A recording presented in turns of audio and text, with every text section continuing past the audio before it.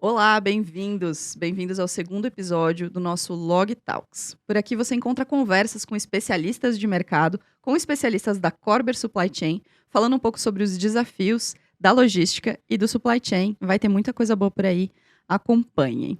Se você não viu o nosso primeiro episódio, lá a gente falou sobre oscilação de demanda, que é uma realidade que chegou para muitas empresas durante a pandemia e para outras faz parte da estratégia desde o dia 1. Volta lá e assiste, caso você ainda não tenha visto. Hoje a gente vai falar sobre um outro assunto que também é meio tendência e meio realidade de mercado, que é o Omnichannel. A gente vai falar sobre como as empresas que já atuam Omnichannel em vários canais, da porta para fora, também podem fazer isso da porta para dentro. Para conversar sobre isso, eu estou recebendo hoje Diego Borelli, que é Head de Experiência e Performance para Supply Chain da Bayer Crop Science na América Latina e tem mais de 13 anos de experiência em supply. Já passou também por várias áreas estratégicas da corporação. Também estamos recebendo Elcio Lenz, que é diretor-presidente para a América Latina da Corber Supply Chain Software e é responsável pelos projetos da cadeia de suprimentos, com mais de 30 anos de atuação na cadeia de logística. Boas-vindas! Vamos lá, vamos continuar nosso papo, agora para falar sobre a Omnichannel. Quero começar perguntando então um pouco para o Elcio. Elcio, nós da Corber temos uma experiência muito grande em logística, a gente trabalha há muitos anos com isso. Eu queria que tu desse um overview para a gente de como estamos enxergando esse movimento de Omnichannel da porta para fora, mas principalmente da porta para dentro das companhias que a gente atende. Legal. Não, de fato, é uma realidade que veio para ficar. A gente sabe do nível de exigência, a expectativa dos clientes, né? Lá atrás, a Amazon trouxe um novo paradigma para o mercado e as empresas todas estão correndo atrás e estão buscando chegar nesse mesmo nível de atendimento ao cliente, né?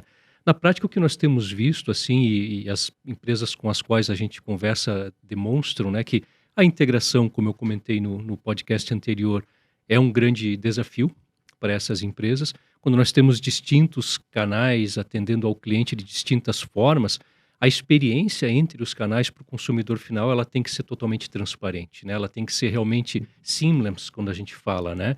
O cliente ele pode optar por canal A, por canal B, comprar aqui, devolver ali, apanhar lá, não importa, né?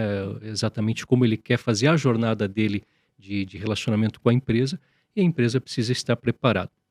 Na retaguarda, isso implica numa série de situações, numa série de condições para que isso aconteça, né? Quando nós pensamos que hoje 54% da população do mundo vive em centros urbanos, isso deve aumentar para 68% até 2050. Nós sabemos assim que essa massa de pessoas para ser atendida no nível de expectativa que quer, demanda realmente velocidade das empresas. Eu não consigo mais atender com o Omnichannel essas pessoas tendo um grande centro de distribuição, 30 mil metros quadrados numa região.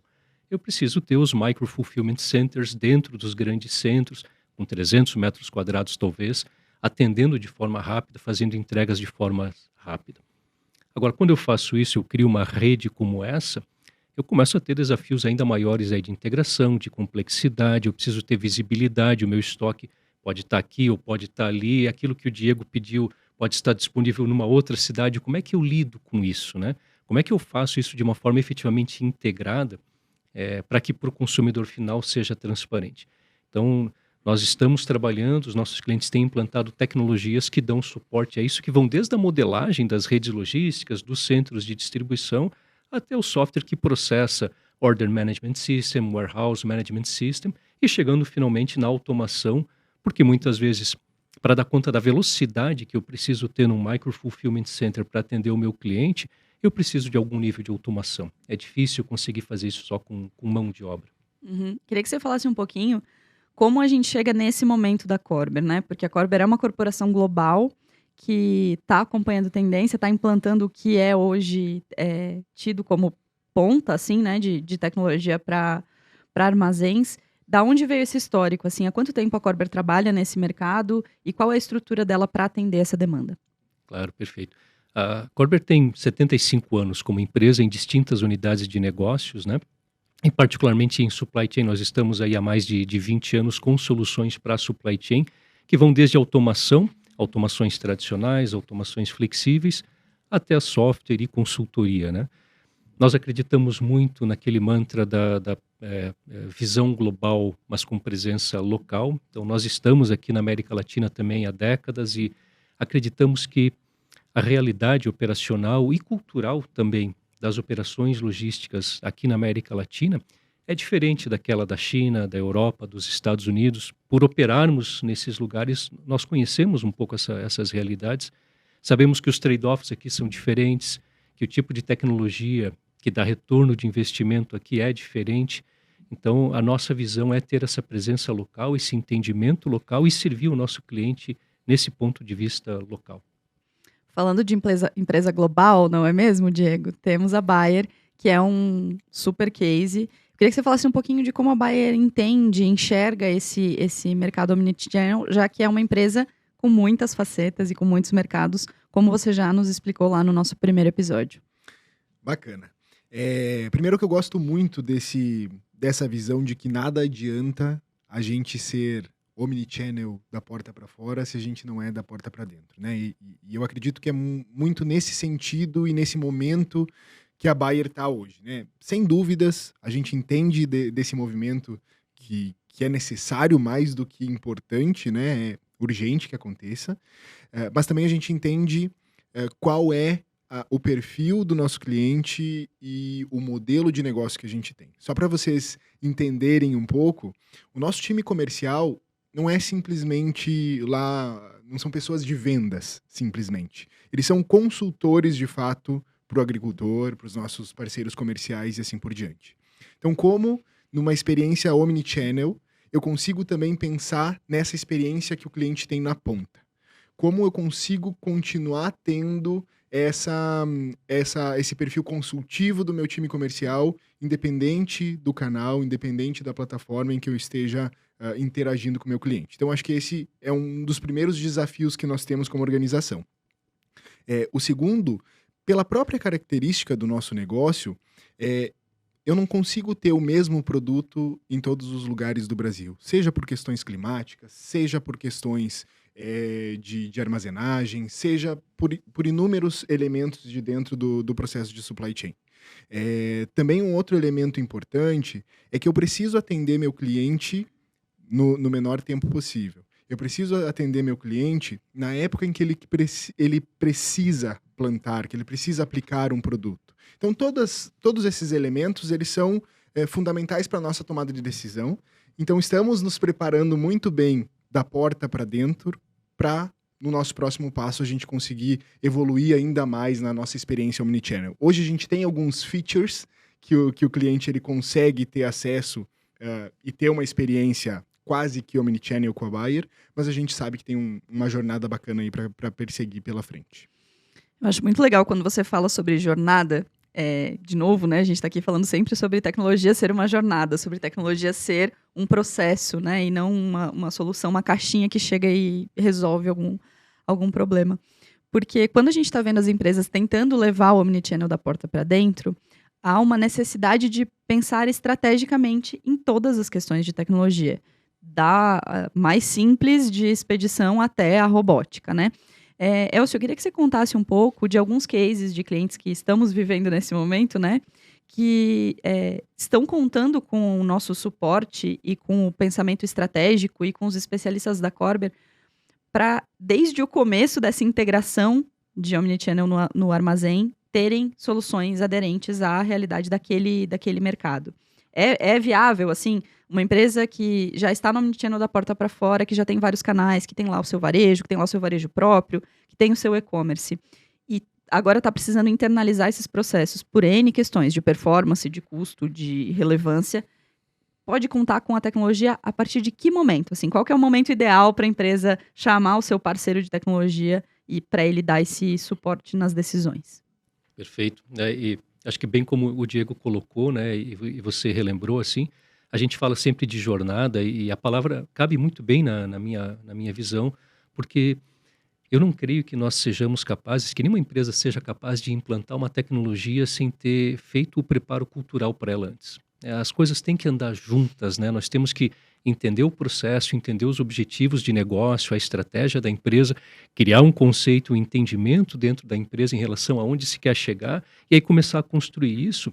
Esse change management, ele passa pela tecnologia naturalmente, pela adoção da tecnologia, mas ele passa pela mudança cultural, pelo entendimento, né, as áreas entenderem para onde a empresa está indo nesse sentido, né?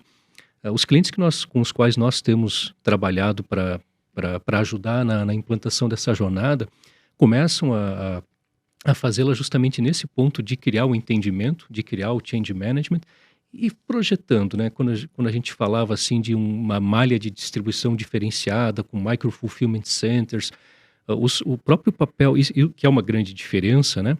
Mas o próprio papel do CD ele muda também. Se nós pensarmos aí há alguns anos, nós tínhamos grandes centros de distribuição operando com pallets, às vezes com caixa, quando muito, né? E agora nós falamos de unidade, né? Um sorting, um nível realmente de picking, né? Que chega na unidade. É esse celular que esse consumidor comprou, enfim, esse item que esse consumidor comprou e que precisa chegar até a casa dele.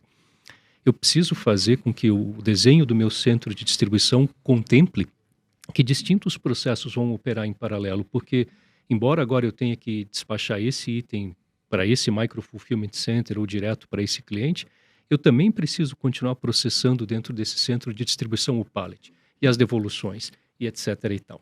Então a gente começa a ter mais complexidade, começa a ter processos distintos ocorrendo em paralelo dentro de um CD que antigamente era mais tradicional. E quando chega na ponta, a gente tem então os micro-fulfillment center que processam com muita velocidade a última milha, a entrega final para o cliente, né? Some-se a isso a devolução, né? Naquela pesquisa que eu comentei que nós fizemos, mais de um terço das empresas comenta que a logística reversa, quando a gente fala de multicanalidade, é um grande pesadelo, é uma grande dor de cabeça, né? O consumidor, ele é como é, nós somos como somos, né? Eu não gostei, eu devolvo e é assim mesmo, né? A empresa que recebe essa devolução tem que processar e muitas vezes a velocidade desse processamento vai determinar se ela vai perder uma venda amanhã ou não. Se a empresa consegue colocar isso para dentro, fazer as devidas inspeções e disponibilizar rápido, eu posso vender. Ou posso não vender amanhã para alguém que quer comprar aquele produto que foi retornado, né? Então toda essa complexidade demanda sim tecnologia, demanda cultura, demanda entendimento para ser operacionalizada. A gente sempre, nós que trabalhamos com logística, somos um pouco suspeitos para falar, né?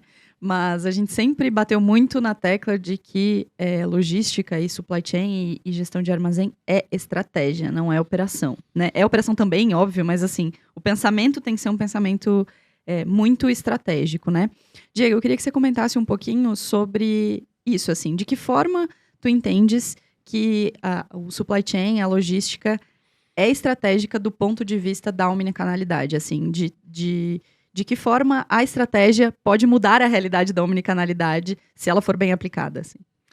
Eu acredito muito de que a experiência do cliente, ela não está baseada simplesmente em algum ponto da jornada que ele tem conosco, né, como organização.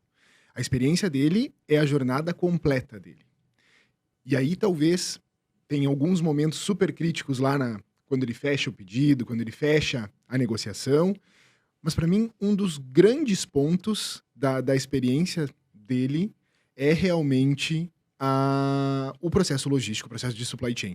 E desde lá de onde a gente captura a demanda para nos prepararmos como organização, até o processo de devolução que o Elcio comentou muito bem, né? Então, como que a gente enxerga dentro da organização esse fluxo, essa cadeia de supply, de fato, como um elemento determinante do quanto o cliente vai estar satisfeito conosco como organização ou não, né? Então, esse primeiro é meu ponto, assim, chave de como isso entra para dentro da nossa estratégia. Segundo ponto, para mim super importante, é que a gente sabe que o processo de supply, ele tem um peso muito grande dentro do resultado da organização. Porque a gente está falando de custo de operação. E de um custo muito relevante, inclusive. E aí, como que eu faço uma operação de omnichannel que seja extremamente eficiente, por um lado, ao mesmo tempo em que eu consiga prover ao cliente uma experiência excepcional, né? Acho que no passado a gente tinha muito uma visão de que era uma coisa ou outra. E hoje, nós, como organização, a gente acredita muito que é uma coisa e outra. Né? A gente consegue, através de tecnologia, através de informação, de conseguir tomar decisões que de fato, eu possa fazer um balanço bacana nesses dois sentidos. Então, eu acho que esses dois elementos, né, eficiência, experiência do cliente, eles provam o quanto supply é chave na definição das nossas estratégias, né? Revendo um pouco o que a gente falou no episódio anterior sobre pandemia, né, sobre as mudanças que a pandemia trouxe, eu tenho a sensação de que essa cultura do consumidor de olhar com muito mais atenção para a logística, não do ponto de vista das empresas, mas do consumidor e, por consequência, das empresas, se fortaleceu muito durante a pandemia, né? Nessas mudanças de processo de consumo, de comportamento de consumo que a gente teve. Quando a gente ia lá no site e comprava alguma coisa e via lá um prazo de entrega, estava tudo bem, a gente viu um prazo de entrega. Durante a pandemia, dentro dos canais online, começaram a aparecer ela assim, entrega hoje. Isso aqui você pode comprar com entrega rápida. A gente mesmo começou a ser atraído pela logística rápida, pelo supply rápido, e isso impactou as empresas de uma forma muito, muito contundente, assim, né? Talvez o que a gente vem há muitos anos falando, né? A Körber há 70, né? A Bayer há muito tempo já pensando dessa forma, como logística, como estratégia, que a logística é estratégia, talvez tenha ficado bem evidente quando a gente abria o e-commerce e via lá, né? Esse um dia para entrega, né? Elcio, eu queria que você falasse um pouco dessa relação, assim, as empresas usando o supply como ativo de venda, né? Porque isso é uma coisa relativamente nova, né? A gente tinha uma coisa não tão evidente, não tão transparente do supply como um ativo. O que está rolando? Como é que as empresas estão percebendo isso? Bacana. Acho que é uma boa questão, porque esse exemplo que você deu, né? Eu creio que o ser humano ele se acostuma muito fácil com aquilo que é bom, né? Alguém nos provê um nível de serviço e a gente passa a pensar, poxa, eu quero isso sempre a partir de agora, né? Eu acho que é natural da gente, né? Do ser humano. O que nós temos visto, assim, é que salvadas, digamos assim, as diferenças que nós temos entre as regiões do mundo, né? Respeitando, digamos assim, a realidade de retorno de investimento, os trade-offs aqui da nossa região da América Latina, nós temos visto que a adoção de tecnologia ela tá realmente aumentando em supply chain, como uma maneira de preparar o nosso supply chain para ser um diferenciador competitivo na ótica do cliente, né? Se em alguns mercados mais maduros, talvez e de alta demanda, como é Estados Unidos, como é a Europa, as empresas conseguem fazer alguns projetos de longo investimento, melhor dizendo, de investimento de longo prazo, porque há essa previsibilidade de demanda. Aqui no Brasil há uma preferência por retornos um pouco mais rápidos, né? Porque nós ainda não somos um mercado maduro. O nosso mercado ele ainda está se ajustando, o custo de capital ainda é alto, enfim, a mão de obra e todos esses fatores, né, que precisam ser equacionados.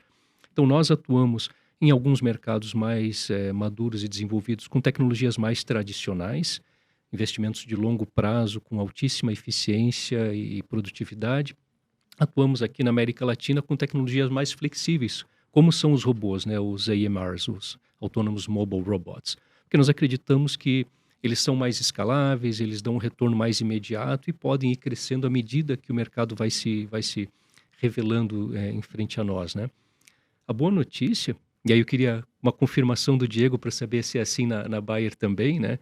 Essa pesquisa que nós fizemos com os clientes mostrou que 75% deles, um pouco mais, respondeu que dentro das suas organizações a supply chain virou assunto de presidência. Ela está no board, ela está realmente ganhando a perspectiva ou a visão estratégica que merecia. Não sei como é que é isso lá, Diego.